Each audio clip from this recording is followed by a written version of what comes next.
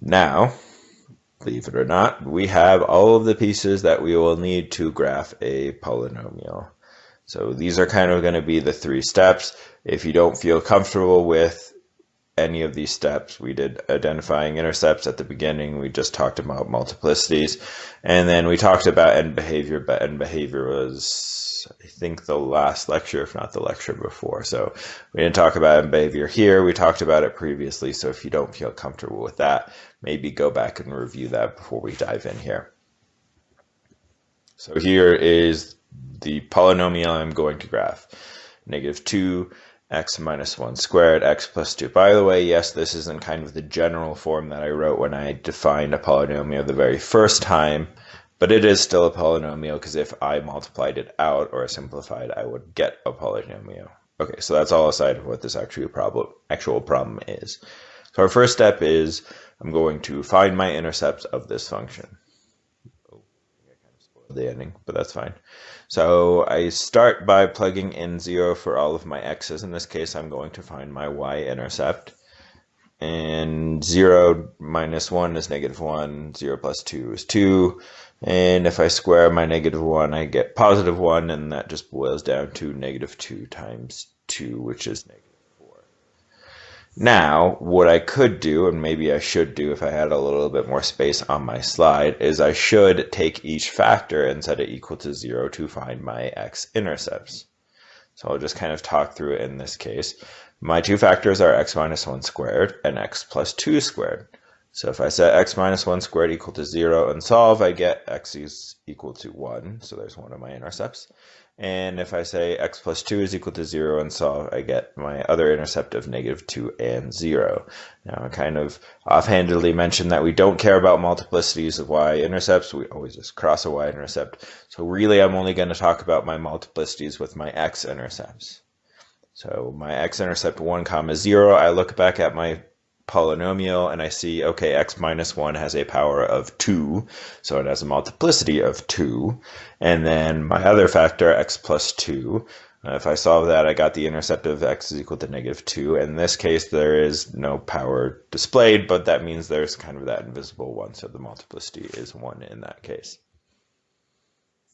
Now, if we're going to talk about end behavior, again, the long-winded way and the proper way that we probably should do this is we should multiply everything out and simplify. So we would FOIL, and then we would multiply a trinomial, and then we would multiply everything by negative 2, but you're going to get the same results that I'm about to argue right now.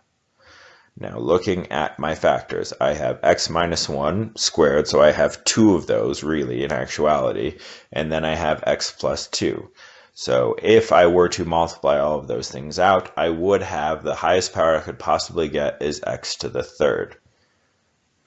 And kind of building on that shortcut, anytime you are looking at a bunch of factors and you're trying to figure out your degree, you just take the number of each individual power and you add it together. So in this case, my first factor has a power of 2, my second factor has a power of 1. Put them together, my degree is going to be 3, or it's going to be odd. And now looking at the numbers that are in front of all of my terms, inside each factor I have positive 1, and I have a positive 1 right next to my x. They're the invisible positive ones. And then overall, I have that entire thing, whatever it's going to be once I multiply it out, is going to be multiplied by negative 2. So that means that I will have a leading coefficient of negative 2 if I were to go about multiplying it. Again, that's a very logical argument, and that's probably coming from the fact that I've seen this problem and problems like these hundreds of times. So if you don't feel comfortable, in all honesty, multiplying this out isn't super difficult, but if you get that kind of logic check, it might save you some time. Okay, so I have a k less than 0, my leading coefficient is less than 0, my degree is odd, so do I bring my table over? I do not. So looking back on my previous lecture, an odd negative leading coefficient means that my end behavior will, if I look at the left side of my graph, will be going to positive infinity, or my graph is going to start up. And as I go to the right side of my graph is going to go down towards negative infinity. So this is what I was talking about in the last lecture. As far as logic goes, when we're drawing a graph, it's good enough to just talk about, okay, on the left side, my graph goes up. On the right side, my graph goes down. Properly, you probably would have to do those definitions of as x goes to positive infinity, f of x goes to negative infinity, especially if that's specifically what the question's asking for. Okay, so now we actually have all the pieces. We have our intercepts, we have the multiplicities of our intercepts, and we have our end behavior. So for starters, if we're going to graph this, we're going to start by just plotting our intercepts. So my intercepts are -2, 0, 1, 0, and 0, -4 that we see here.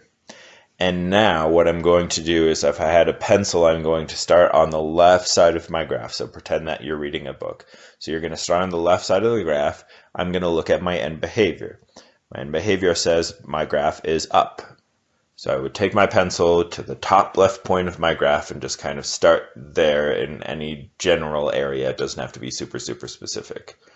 And then once I start there, I draw down to my first intercept. I'm going to kind of play connecting the dots here. So I draw down to my first intercept of -2, 0. And then I look at my multiplicity and say, okay, I'm at my first intercept. What do I do here? Oh, multiplicity is equal to 1. I am going to cross this intercept. So I'm going to cross -2, 0. And then I'm going to continue to connect the dots down to my y-intercept of 0, -4. And anytime we have a y-intercept, we cross it, so I don't even care what's happening with my multiplicity there. So I'm going to cross that guy, and I'm going to continue connecting my dots to my last intercept, 1, 0. Well, now I got to look. The multiplicity says 2. So multiplicity says 2. I have to bounce off of that intercept, and so I'm going to bounce off of that intercept, and I should finish bottom right of my graph, because that's exactly what the end behavior is telling me to do. So if I'm not following my end behavior properly, maybe I didn't sketch it right, maybe I didn't find my end behavior.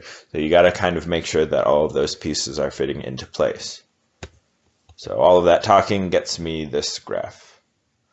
And yes, maybe the way I was talking through it, you didn't see that kind of big dip towards the left side of the graph. And maybe you just went from -2 to 0, -4. That's perfectly fine. It doesn't have to be super specific.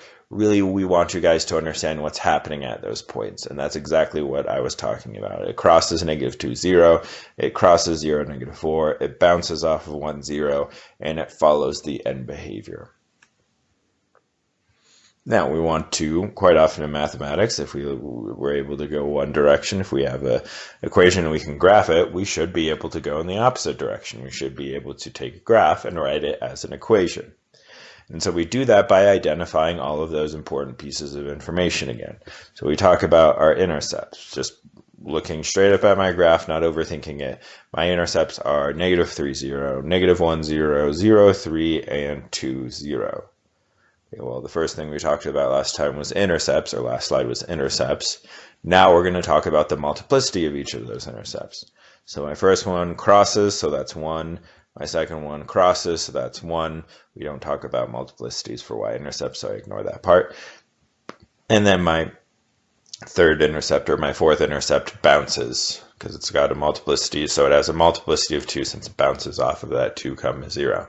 Great, so I found my intercepts, I found my multiplicities, and now the next thing I have to identify is my... Oh, no, I don't. So now I know that my function is going to build to, okay, I have 3 factors. And the factors are actually going to kind of be opposite of what our intercepts are, because it makes sense. If I were to set each term equal to 0, that's going to flip my sign. So my first term is, since my intercept was -3, 0, it's going to be x plus 3. My next intercept, since it's -1, would be x plus 1. And my third factor, since the intercept is 2, 0, would be x minus 2. And in this case, that last term has a multiplicity of 2, so I do have to square it. So now I'm kind of finding those pieces. All of those have to be intercepts, so they all have to be factors in my function. And I'm very close to being done in this step. The only issue here is I don't know if I'm multiplying this by something. So what does that mean? Okay, well, maybe the stretch is a little bit weird. That's kind of hard to see. Or maybe my graph is upside down.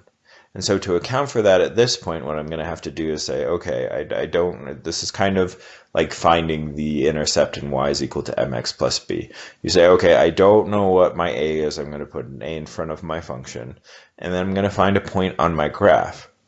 One of the points on the graph that's pretty easy to use is the y-intercept in this case. Shouldn't use an x-intercept because everything would just fall to 0, but my y-intercept is perfectly fine.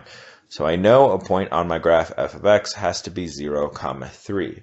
So to account for that, well, I plug in 0 for all of my x's. I plug in 3 for my y, or my f of x.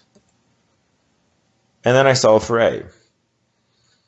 So if I go through simplifying, 0 plus 3 is 3, 0 plus 1 is 1, 0 minus 2 is negative 2. I'm going to square my last term.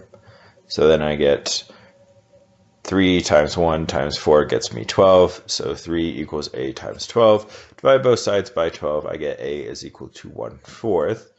And then I kind of have to tie everything together with a nice bow on top of it and write my final function. So I think I did that. If we look back to the middle of the slide, yeah, exactly. If we look back to the middle of the slide, I'm just replacing that a with 1/4, and I'm good to go.